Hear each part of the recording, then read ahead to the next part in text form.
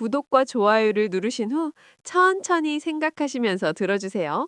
130년의 데이터를 보면 가장 높은 수익률을 낸 전략은 의외로 100% 주식입니다. 그런데요, 그걸 끝까지 버틴 사람은 도대체 몇 명이죠? 그래서 이 질문에서 시작했습니다.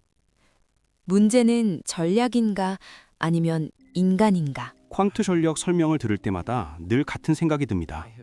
말은 맞는데 이걸 사람이 실제로 할 수 있을까? 위기 때마다 사람이 먼저 무너지고 전략은 나중에 무너집니다. 맞습니다. 그래서 대부분의 전략은 수익률이 아니라 실행에서 실패합니다. CBBR의 출발점은 수익률을 더 높이자는 생각에서 출발하지 않았습니다.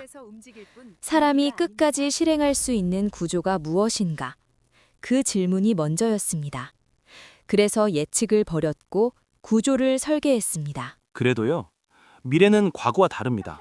AI, 기후, 지정학, 과거 데이터에 없던 위기가 나올 수도 있죠. 그런 상황에서도 이 구조가 작동할까요? 그럼 질문을 바꿔보겠습니다. 우리가 말하는 위기란 정확히 무엇입니까? CBBR에서는 채널이 붕괴되지 않고 하락 추세가 형성되지 않으면 그건 위기가 아닙니다. 큰 변동이 와도요? 그렇습니다. 채널이 평평하다는 건 CBBR의 이중 국면 가설에서 평상 국면입니다. 이 구간에서는 고유의 평균 회귀 전략이 작동합니다. 가격 위치에 따라 비중을 조절하면 수익은 자연스럽게 쌓입니다. 그럼 흔들림 자체는 문제가 아니군요. 방향이 없으면 위기도 없습니다. 그럼 대응은 언제 시작합니까? 채널의 기울기입니다. 흔들림과 방향성은 전혀 다릅니다.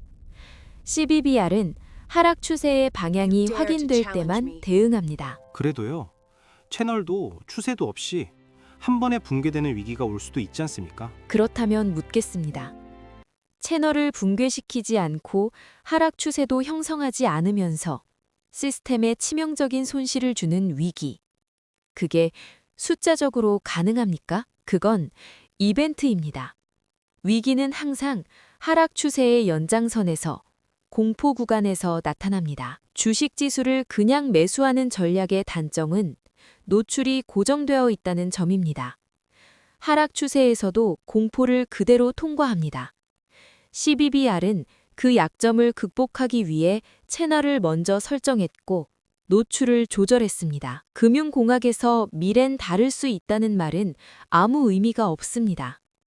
위기는 정의돼야 하고 채널은 설정되어야 합니다. 주가는 수렴하거나 발산합니다. 그 이상도 이하도 아닙니다. 컴퓨터는 느낌을 실행하지 않습니다. 숫자만 실행합니다. 미래에 보지 못한 위기가 온다고 주장하려면 그 위기의 형태를 숫자로 제시해야 합니다. 채널을 붕괴시키지 않는 위기를 과연 수치로 제시할 수 있겠습니까? 이건 예측의 싸움이 아니라 정의의 싸움이군요. 맞습니다. CBBR은 미래를 맞히는 시스템이 아니라 대응해야 할 조건을 미리 고정한 구조입니다. 그래서 예측을 버렸고 채널을 먼저 설계했습니다.